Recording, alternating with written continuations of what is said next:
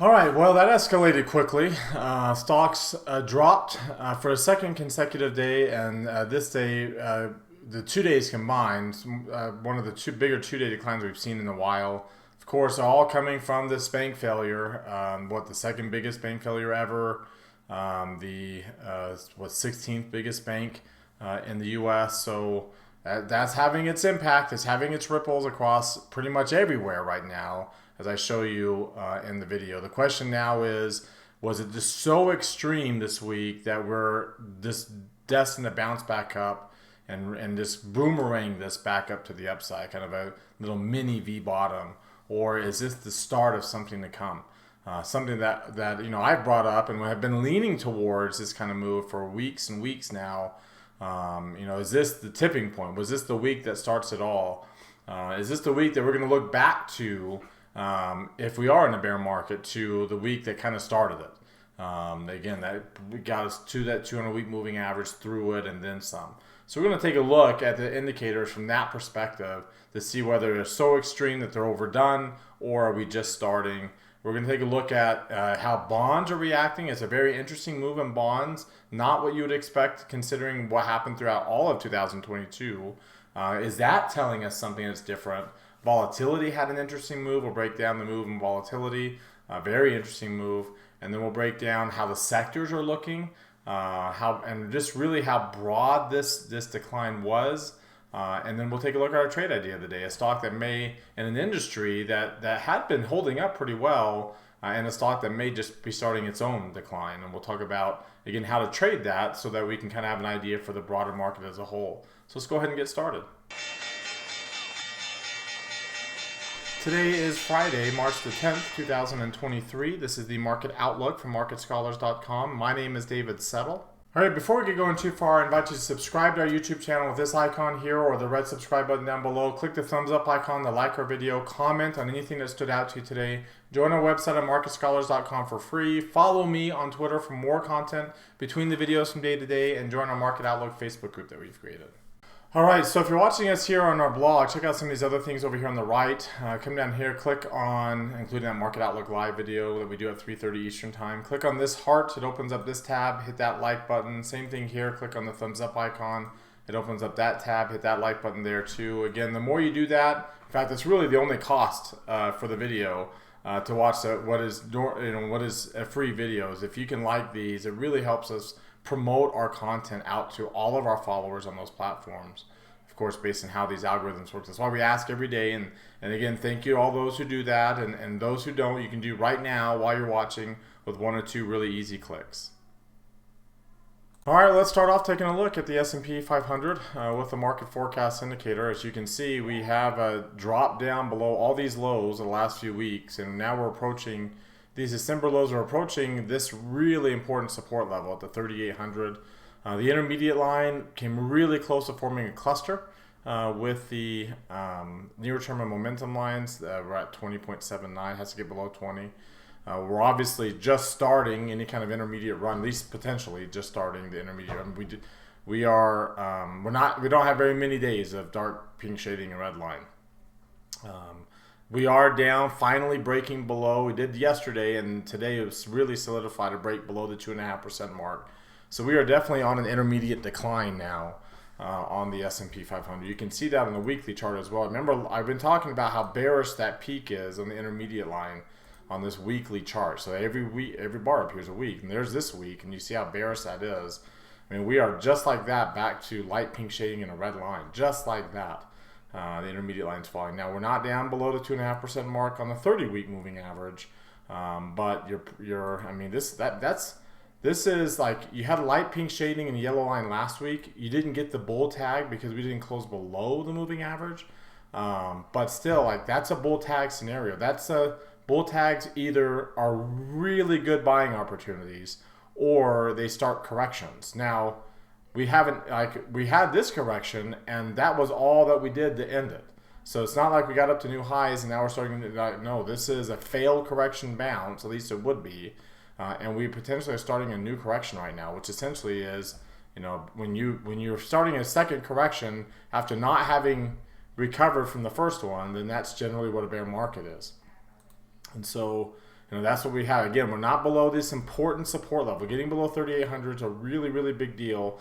It's a very important support level. It actually held in December during the holidays.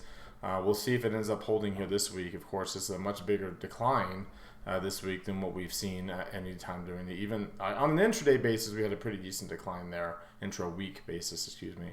But still, that's we've had a pretty good move here. Let's go back to the daily charts. Let's go through the other indexes. Let's look at the Dow Jones Industrial Average. It did get a cluster. It dropped below 20. Market sentiment's falling towards the bearish territory there. We are breaking below some Fibonacci levels. So you can see we have broken below that 23% retracement that we had been above for quite a while. Remember, we got above the 78% retracement of this decline. In fact, I had redrawn these green lines to be a bullish impulse move, because that's what happens when you break above the 78% retracement of a bearish decline is you change the impulse moves from down to up. But just like that, again, you can see how we were kind of holding that 78% this whole time until here just recently, one last failed attempt, and then boom, we have broken below that. We broke below that 23% retracement of the post-COVID rally, so we're back in retracement mode there. We broke below the 62% retracement of this level. That was a resistance that we broke and retested and continued higher, where we're back below that again. And then, of course, this 38% retracement line was a resistance we had broken above, and now we are flirting. You see we're sitting right on it, getting right below there. The NASDAQ 100 member has been the most bullish. It still is the most bullish. Its intermediate line is barely getting below 40. Its market sentiment line is actually still rising in bullish territory. But we do have dark pink shading and a red line the first day of that combination here on the NASDAQ.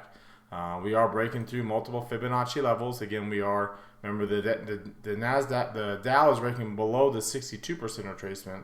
We are already well below the 62% retracement. The S&P is breaking below the Dow is breaking below the 38% retracement on the current correction we're on. We're actually flirting with breaking below this 23% retracement level, and you can see there's the 38% of this current decline here, and then you can see here too, this is the 23% line the Dow just broke back below. We're way below that on the NASDAQ. So we are definitely in retracement mode on a long-term basis. We are definitely starting a new decline here on the NASDAQ. The Russell is by far worse. It's had a really, really bad week. One of its worst weeks that we've seen in a while. In fact, you have to go back quite a while to see when was the last time we had as bad of a week on the Russell 2000. You have to go back to last year at the very beginning of this decline. This is when this whole correction started. It was early January. That's about as bad of a week as we had. We dropped 8% there, 8.08% there, and this week we're dropping 8% exactly there. So pretty significant decline. You can see it ended the correction in 2018. It's kind of started this COVID move, and then of course we had 3 really, really bad weeks in COVID. But again, the economy was shut down. You also had a pretty bad week there, and coming off of that parabolic peak in June where we fell almost 8%.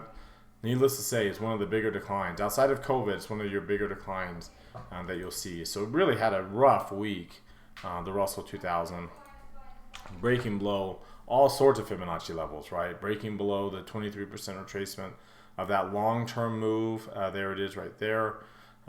We had gotten above it, right? And it got up to the 38% retracement of that long-term correction, broke down. We got above the 78% retracement of this one, so it looked like we might flip the script, right? Impulse moves to the upside, but it was a fake out pattern, just like we've been talking about. A lot of exhaustion gap, fake out characteristics, and now like 7.5%. We're actually further below the moving average than we were in December. And we're working our way to levels that we saw in May and September with a cluster. But market sentiment is still rising in bullish territory. So, and we just turned dark pink shading in a red line this week. So we are just kind of getting going here on the downside. Let's look at the weekly chart for the Russell, and you can see, again, kind of a bull tag scenario, light pink shading in a red line. See, we didn't get the bull tag over here either in November of last year coming out of Thanksgiving. Because again, we were light pink shading in a red line. We didn't get the yellow line when we crossed below. And the same thing is happening now.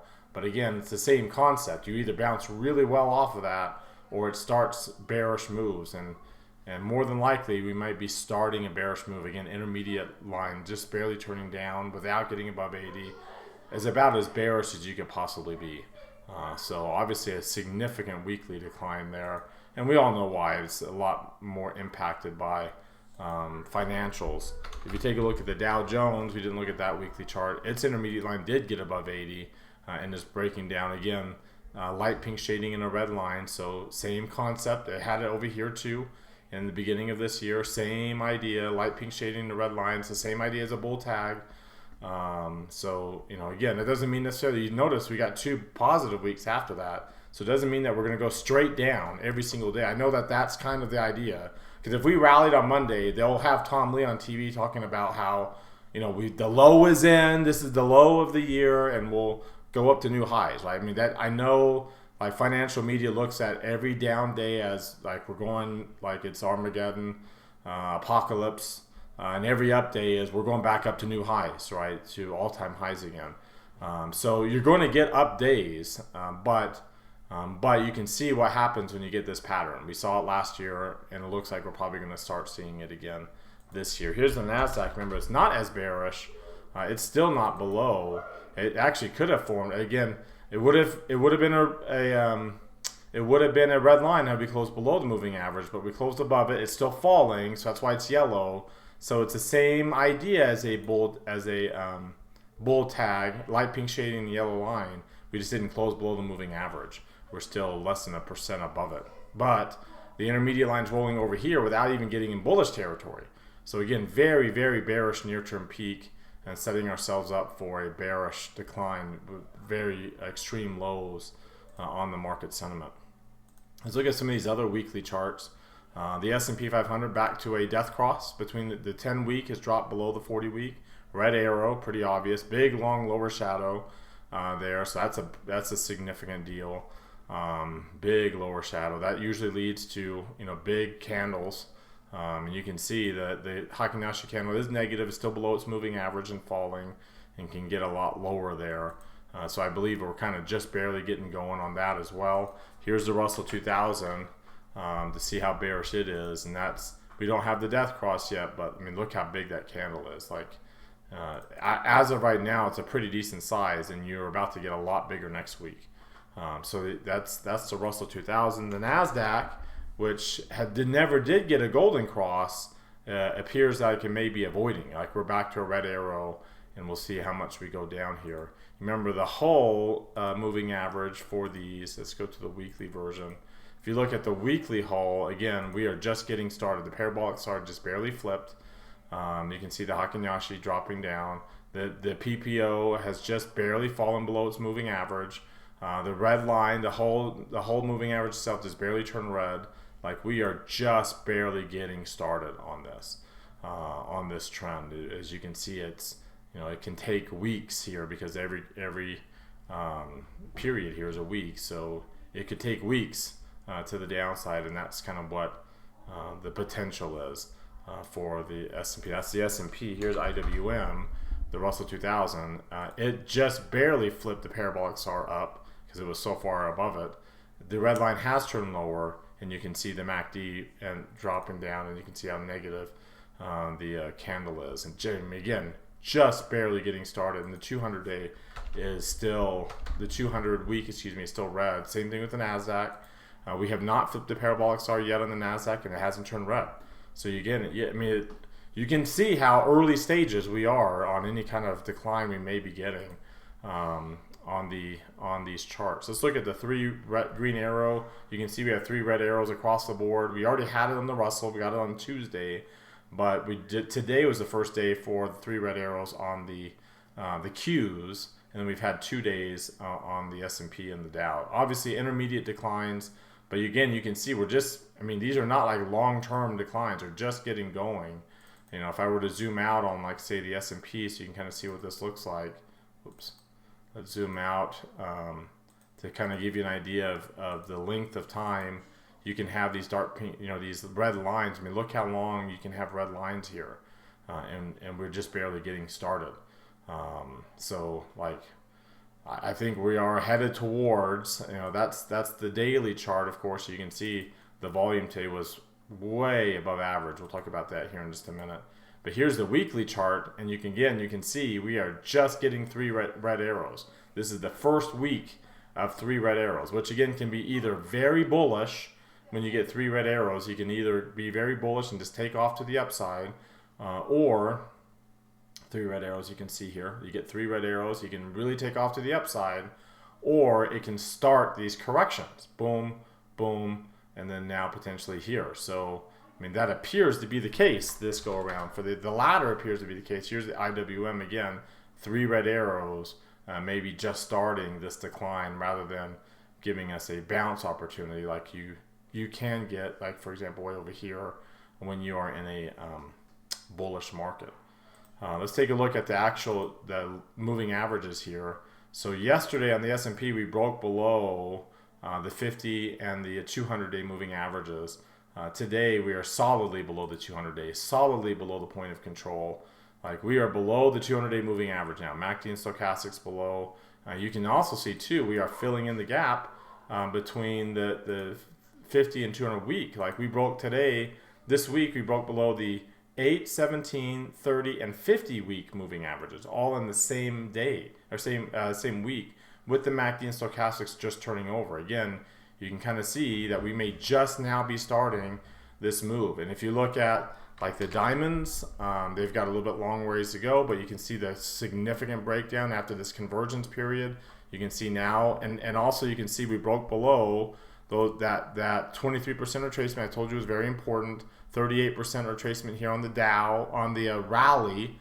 Now, I had the line drawn here, but this is on the rally. So we're breaking support there, and you can see there is no volume here. From right here all the way down, there is very little volume compared to how much volume is above us and how much volume is way below us on the 5-year chart. So there's very easy for us to make a move into this gap and through the gap to this September-October lows with very little support stopping us from getting down into those areas. So that's the diamonds. Here's the IWM.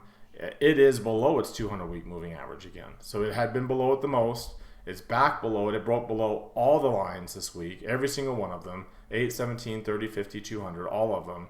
And the MACD is just barely breaking below its moving average. It's still positive. Stochastics is 2 weeks from breaking below its moving average. It's still in bullish territory.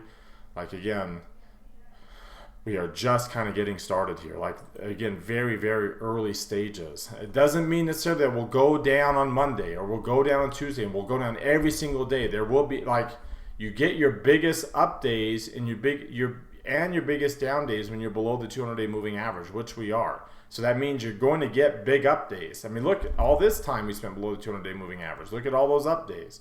So just because, let's say Monday we rally 1%, assuming, I mean, that's a very real possibility because of how bearish this week has been and how we finished the week. So we rally 1% on Monday. That does not mean that we have overcome this and we're done. Unless, like, the Fed comes out on Monday and says we're cutting rates to 0%, which is unlikely that they'll do that. So more than likely, barring any kind of special intervention, we might just rally 1% because we're technically oversold in a very small time frame. Very, very small time frame. But again, it does not necessarily mean that this is over. So don't get worked up about the ups and the downs. Stay consistent with your process, your technical process, how you look at charts like we do here. Again, this is not surprising, right? We've been anticipating this kind of move. I've been leaning in that direction almost every video. I tell you about the possibility of bouncing because that's always there, but I've always told you that I'm actually leaning towards the downside. I'm leaning towards a scenario of us falling, and now you can see we are definitely tipping over in that direction this go. I'm seeing a lot of evidences of that. Looking at the DMI, well above 30. We're not below 20 yet on the positive, but it is the lowest level for the positive. And the ADX is so low. Again, we are just getting started. On this. Here's IWM, and you can see big time breakout in IWM, and it is well below 20. But look how low the ADX is. This has got a long ways that it can just be getting started here. Looking at the RSI and the CCI, We broke below 40 now. So now we can say that this is bearish territory here, and then we broke below 50. We've solidified it with this move below 40. So this is bearish territory. Bearish territory, breaking below minus 200 again on the CCI. We are at bearish levels. That's on the S&P. You look at the Russell actually broke below 30. Like, it didn't break below 30 until way over here, and it broke below 30. I mean, these are all lows, but we are just now, like, we had been below 50 for quite a while by the time we got to those levels. We're just breaking below 50 now, and now breaking below 30. Look at that CCI. Ooh. I mean, don't be surprised if we don't bounce up on Monday. Either way, right? We can bounce up or down, but if we bounce up on Monday, I would not be surprised, and nor would I be bullish, right? It would just simply be a reaction to just how significantly oversold we are in the short term. The Ichimoku cloud, this is telling us that we're below the cloud. We obviously have a very negative 26-day rate of change. We're below the cloud. The green line's below the blue line. We are just starting a weak trend. I mean, this is a weak trend, about below -1, above 50. That signifies a weak trend. We are just starting there. IWM, you can see, is to a intermediate trend strength, below -2, above 65. That's an intermediate trend strength, obviously well below the cloud, and a significant negative 26-day rate of change. Very, very significant. Like, we are in that like, it is not good for us to be below the cloud that's green. So we are significantly bearish here. Obviously, the stochastics is at extreme lows. Again, you see that in bearish trends, not in bullish trends. Let's go to the Keltner channels, right? The Keltner channel, we did not break below the lower band. We did on IWM. We really broke below it today. But you notice, like, just on Wednesday, we actually had formed a new 150-day low on the bandwidth. That's how, like, we were setting up for a breakout, obviously leaning to the downside. That's what I've been mentioning in my videos. I've been leaning towards the downside. But man, in the last 2 days, we went from 150-day low. We're still pretty low. We're still not anywhere near the 150-day high point here. But man, look at the Bollinger Bands. First green dot, so we're just breaking outside of the Keltners. We're way outside the Keltners there. The S&P is actually outside the Keltners too. You notice it didn't bust out of the bandwidth, but it did bust out of the Keltner channels. There is a pretty decent gap between the bandwidth and the Keltner channels. So we do have an opportunity for a trending move on SPY with the bandwidth starting to rise at relatively low levels compared to its 150-day range. So needless to say, we are just getting going. New 4-week low point the last 2 days. So your red lines up at 0, your green lines already hit, but you notice now we're rising. So in fact, the high point is going to be at 407 for a very long time, assuming we don't get a new one in the next 4 weeks.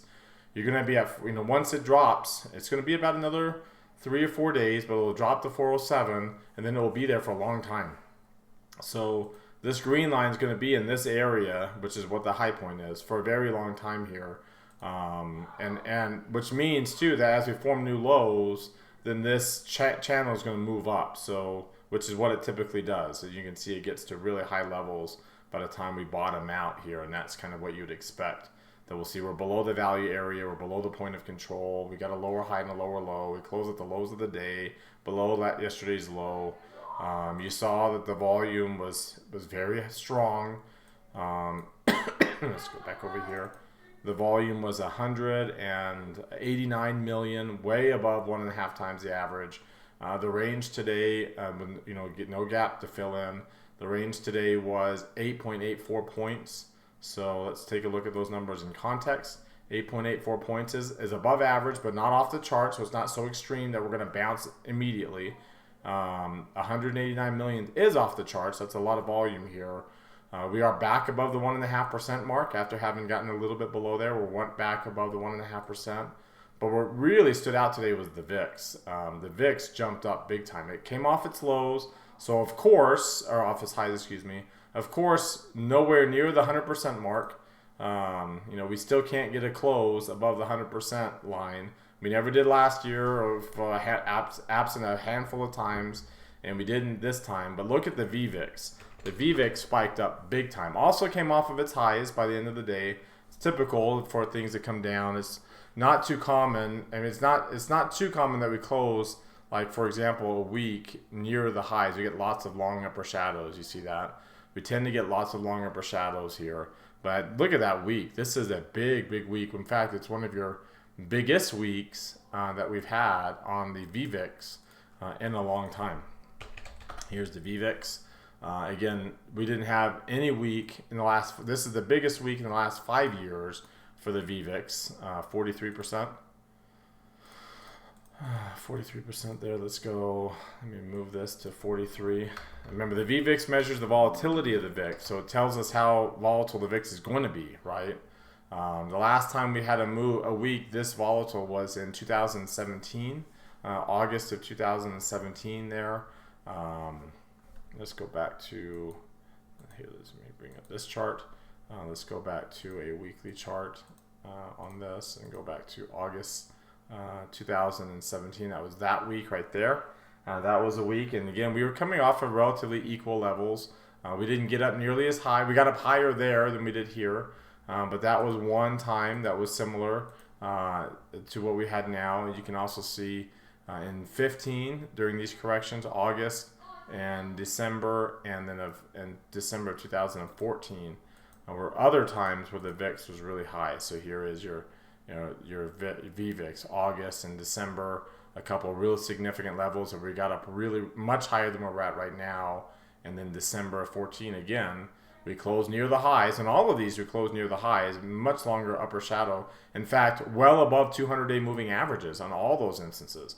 If you were to look at down here, how far above the 200-day moving average we were on all those other instances, you can see that, so you can't really tell there. In fact, let me switch it to a 50-day so we can be able to see all these instances here. So here's that December. You can see we were, 67% above the 50-day moving average. That's how big of a spike that was. This one in August, we were 50% above the 50-day moving average. And of course, in December here, we were 38% above the 50-day moving average. There's that one in 2018, February of 18. We had a couple of big weeks in a row. This is kind of this is going to be very similar to what we see now. So here we are again with as big of a week, and we are just 17%. If you follow my cursor along, it's high, but it's not like so high that that's a peak, right? Getting above 50 is a peak. Getting above 75 or 70, that's a peak, right? Or 66 or whatever, we know they cover this peak. But getting to 17 does not necessarily mean that we are done going up.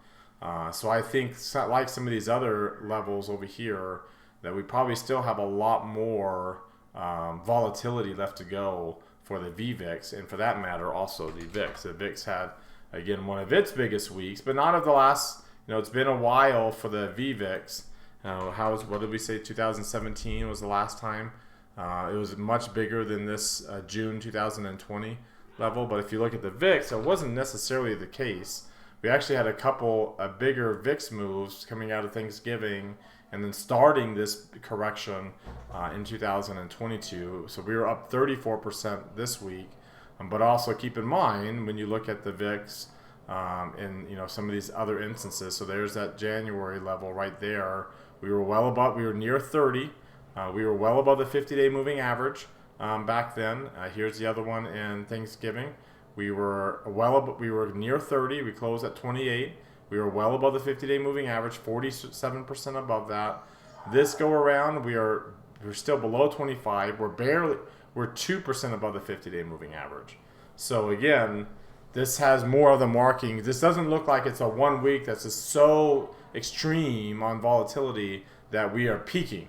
This is more of the type of move on volatility where we might actually be moving higher for a while, right? We're, like I said, just barely getting above the 200-day moving average. And if you go back to some of those other instances that I shared with you, like on Thanksgiving and then in January of this year, like we were, again, way up above the 200-day moving average.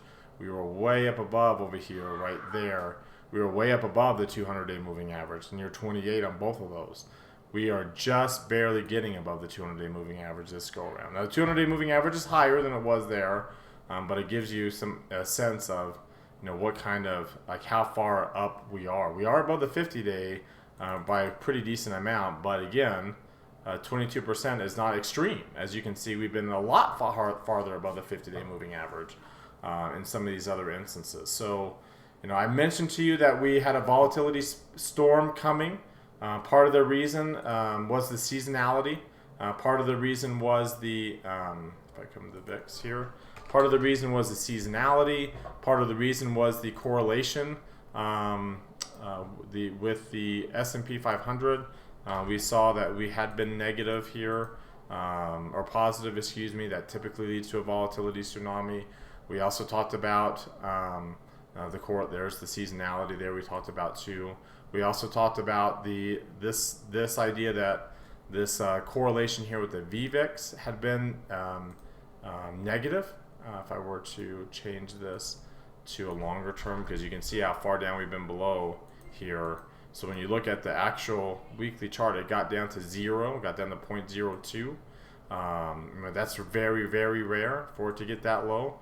So that's another sign of especially considering that we were so low on the VVIX itself, right? We had gotten down here. So a lot of factors, and we did that video on Wednesday, and we talked about how we were so extremely low on that.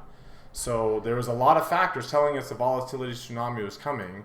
I haven't been mentioning this one as much, but I had brought this up before too, that the ATR had really compressed and had been compressed below 10% for quite a while.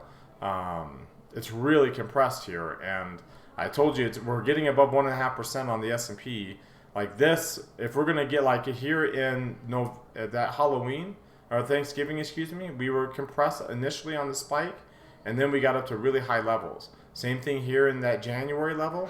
Like we were down on the spike, but then because we were so bullish, we got up to really high levels. So we're already down here. We've been compressed for so long. The volatility is really compressed for so long. That also leads to a spike. And we didn't know when. We've been talking about it for a lot of this time here. And now it appears that we're getting that tsunami coming here. Again, especially considering Wednesday, the VVIX was so extremely low there. Nobody knew a bank failure was coming, except for apparently the CEO of the bank and the CFO of the bank. But nobody, none of us knew that we were, that imminent of a bank failure. But you can see that we were in an environment where this kind of a news could create this wave, right? That now, we might actually get a markets in turmoil special on CNBC as a result. We don't, you don't know what the catalyst is, but you can see. I use the analogy of, because I live here in the mountains in Utah in the desert. In the summer when it gets really dry, like all you need, like the drier it gets, the worse the wildfire will be once you have a spark. You don't know when you're going to get a spark. You don't know how. Is it going to be man-made? Is it going to be lightning? But the longer we go and the more dry it gets, that the potential energy is built up. There's a lot of energy, a lot of fuel built up there. Just one spark, and it spreads rapidly. And so we were kind of in that environment where volatility was so compressed, the VVIX was so low that all you needed was that we were so dry that all it needed was, you didn't know how the spark was going to come or when it was going to come. But once it does come, you see how fast it can spread. And just in a matter of 2 days with some of the biggest moves on the VVIX and the VIX that we've seen in a while. That's the idea, and that's the environment we're in, and it appears to be triggering, the bearish move that we've been expecting and we've been in, and that we have not been buying into these fake outs, and that we've been expecting would come out of these, at least out of the latest fake out here at the beginning of this year. All right, now let's take a look at what's driving this price action. And you can see we have now turned to a 3-month decline again on the S&P 500. Not quite there on the Qs, but definitely there on IWM. IWM broke down really hard. Gold taking off. That's got the best 3-month returns out of all these different asset classes, outpacing now EFA and the Qs. The dollar is flat, and bonds, look at bonds. were the biggest loser and now have really changed things around. Let's go to look at just how things have performed here today. So let me go to March the 6th. Not today, excuse me, this week. And you can see bonds had the biggest week. They were down. They were flat for most of the week, but took off today. In fact, let's just look at today first. And then we'll go out to what happened here. Here's today. Look at bonds. Bonds gapped up, stayed up. Gold gapped up, stayed up. Commodities rallied more than 1%, which is interesting to see. Money's going somewhere, right? Because the dollar's down. So everything dollar denominated did well. International stocks outpaced U.S. equities, and that's been a theme that we've been talking about, at least in our Market Scholars classes. In my long-term class, portfolio management class, is that even in declines, you would expect emerging international equities to do better than U.S. equities, and that was the case today. As you can see, IWM is down nearly 3%. At one point in time, down nearly 4%. And you can see the Qs and SPY. So now let's zoom out to the whole week. And you can see the week that was IWM down 8% this week. We talked about that. The real estate down 7%. You can see the Qs and SPY matching. The emerging markets were down initially because the dollar was so bullish. But then you can see that everything else kind of falling apart today. High yield bonds. In fact, when you take a look at the high yield bonds here, give me 1 second to pull up here. The relationship between high yield bonds and their counterparts. So here is LQD related to IEF, breaking down the 50-day in the last couple of days, really starting to come in, and lots of room to fall down. If you take a look at HYG, which has been performing better than LQD has been, look at that breakdown. I mean, filling in the gap in 2 days, breaking below all these moving averages, and filling in the gap down to, you see these breaking belows here, but look at the long term. Like this would just be getting started. If you take a look at the weekly basis here, take a look at the weekly chart. You can see that this week breaking below the 8. I mean, look how high we were. Like we had just closed at a high last week, and just like that, we break below the 8, 17, and 30 week, all in the same week. MACD breaking down hard from relatively high positive levels, and the PPO has got a long ways to go to fill in the gap between the 50. We haven't even broken the 50 yet, but breaking in between the 50 and the 200 week, there's a pretty sizable gap there. That's HYG, LQD. You can see it has less bullish. It has broken below the 50 week and for that matter the 200 week moving averages, and the gap between those two wasn't as positive. You can see how we're just starting to the downside. I also been showing you the high lows. Look at that. That's a big drop, and the average has just turned negative. Remember, you can see when it just turned negative previously, is kind of when things really started to hit the fan late last year, post Thanksgiving.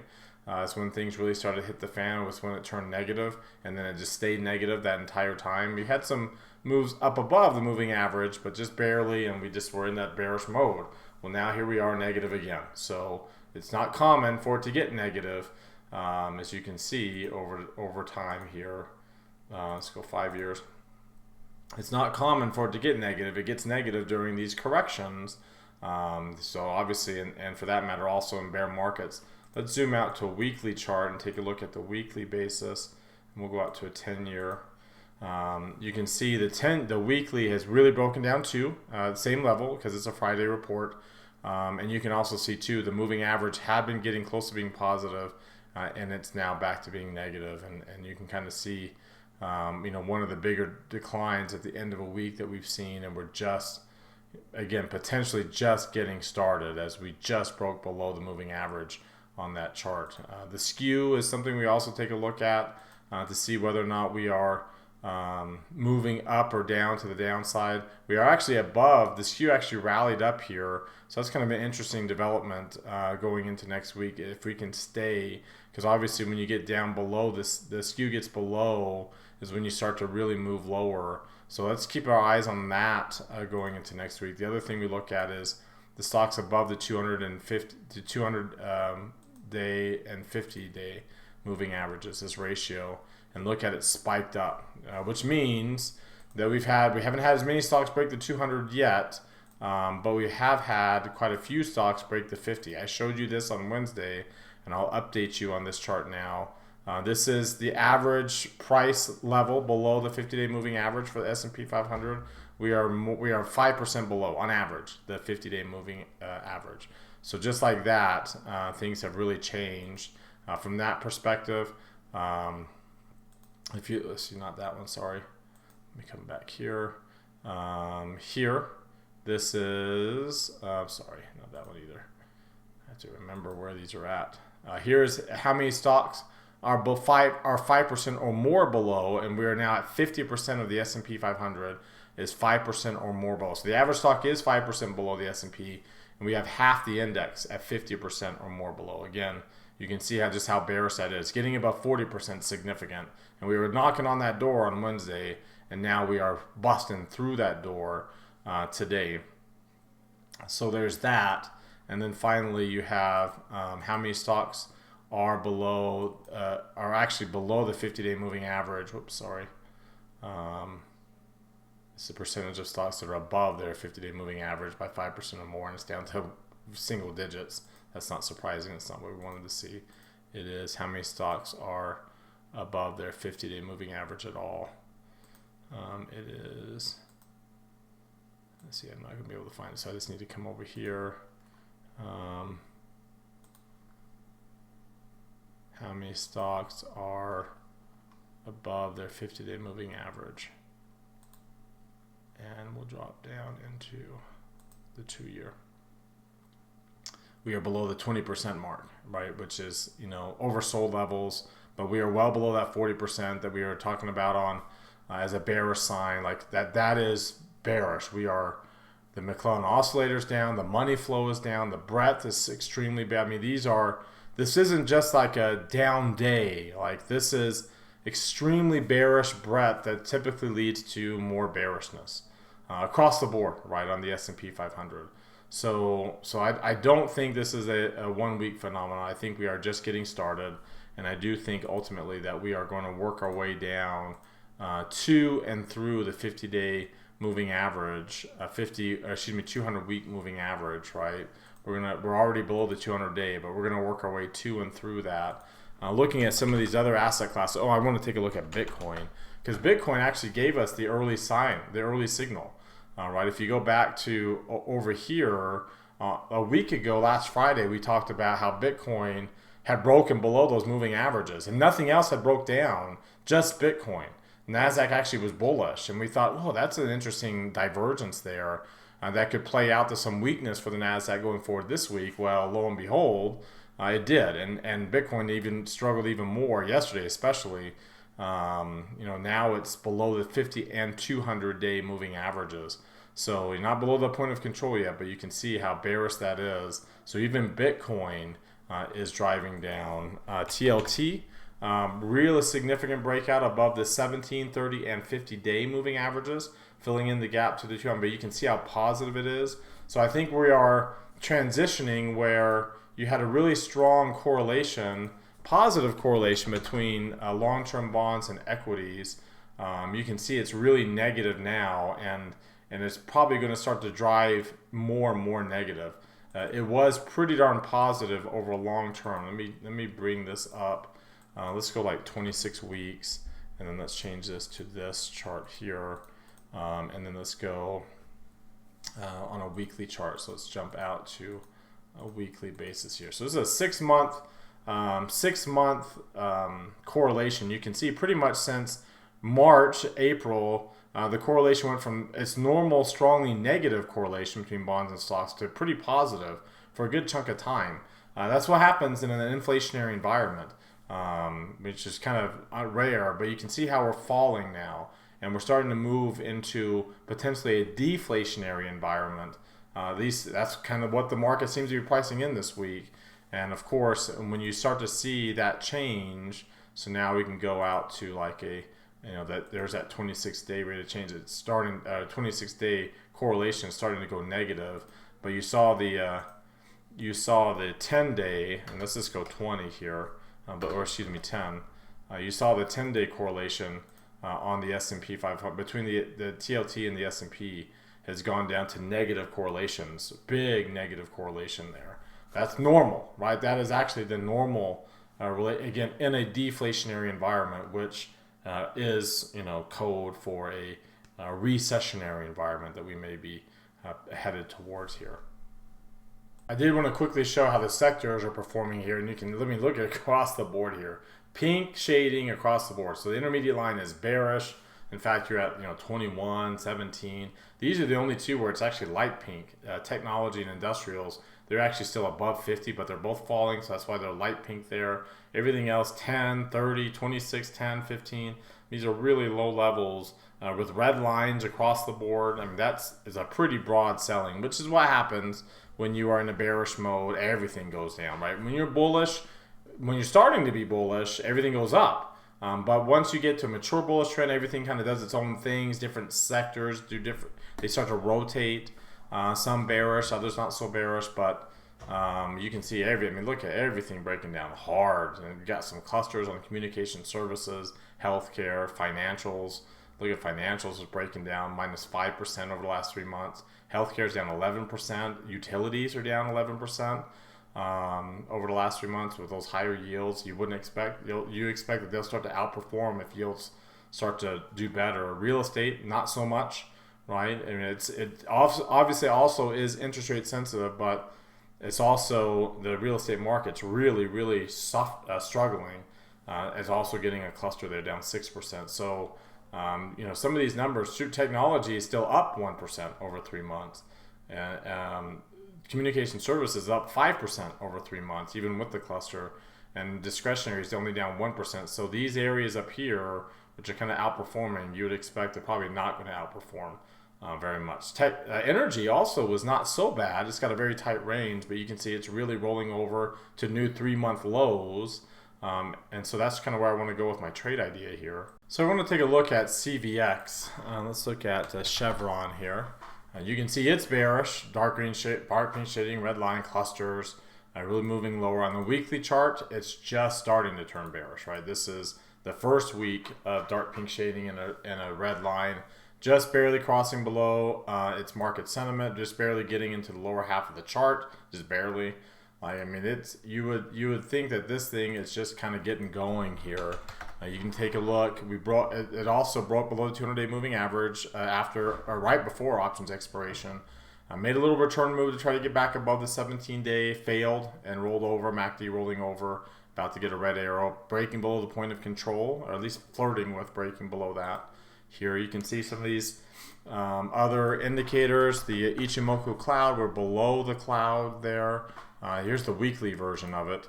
We're still actually above it, but you can see it flirting with a negative rate of change, 26-day rate of change. Look at the DMI for CVX. You can see, again, we're negative, but not extreme. The ADX hasn't even crossed above 25 yet. It's rising at a very negative, positive indicator there. The RSI and the CCI are at bearish levels. They made a run to try to get above 50, above zero, didn't stay, and now we're back in the bearish levels, back below 40. So, I mean, things are looking to the downside here. So what I decided to do is come over here to the options and buy, not the at the money, but one strike out. So buy the 155, sell the 150. You can see it gives us a long put vertical spread there. We position size for net normal. Ended up being a little bit more than 500 bucks, so probably one contract too many, but we're right about at that level of the half my normal position size for a directional trade, and probably about a little bit more than 2-to-1 reward to risk ratio if it works out. Of course, that means if we do bounce up too high here, like if we bounce above these moving averages and get going through, what would this be, on 165 or so, that's up in this area, you can see I'm only losing a couple $100, not the full 600, about half of that. So now you're looking at $1,400 reward for maybe $300 of risk if we get out early on any kind of reversal back up. So really like that. So that's our opportunity to try to take advantage of some weakness here in the energy sector, which had been so bullish that it appears to now be moving lower to the downside. All right, well, that does it for today. You've heard from me now. Now I want to hear from you. Use that link popping out in the top right corner of your screen that takes you to our Market Outlook forums, which is free for any of our subscribers. Feel free to post any new threads there with any questions or comments you have. Reply to anybody else's thread. Let's keep this conversation going in between videos. Again, thank you very much for watching. Remember, subscribe to our YouTube channel. Hit that thumbs up icon. Comment on the video. Subscribe to us at marketscholars.com for free. Like us and follow us on Twitter and Facebook as well. Have a great rest of your weekend, everybody, and we'll see you all on Monday.